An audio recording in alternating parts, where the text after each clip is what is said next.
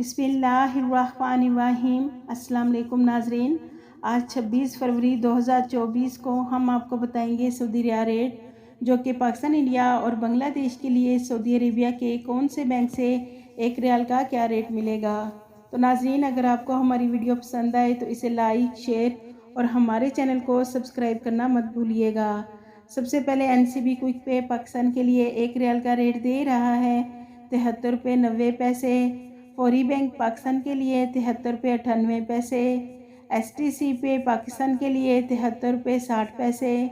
और राजी बैंक पाकिस्तान के लिए एक रियाल का रेट दे रहा है 73 रुपये 95 पैसे। वेस्टर्न यूनियन पाकिस्तान के लिए 73 रुपये 88 पैसे। मनीग्राम पाकिस्तान के लिए 73 रुपये 86 पैसे। टेली मनी पाकिस्तान के लिए एक रियाल का रेट दे रहा है 73 रुपये 96 पैसे। इंडिया के लिए NCB क्विक पे एक रियाल का रेट दे रहा है 21 रुपये 82 पैसे। फौरी बैंक इंडिया के लिए 21 रुपये 95 पैसे। STC पे इंडिया के लिए 21 रुपये 70 पैसे। और राजी बैंक इंडिया के लिए एक रियाल का रेट दे रहा है 21 रुपये 90 पैसे। वेस्टर्न यूनियन इंडिया के लिए 21 रुपये 80 पैसे। मनीग्राम इंडिया के लिए 21 रुपये 85 पैसे।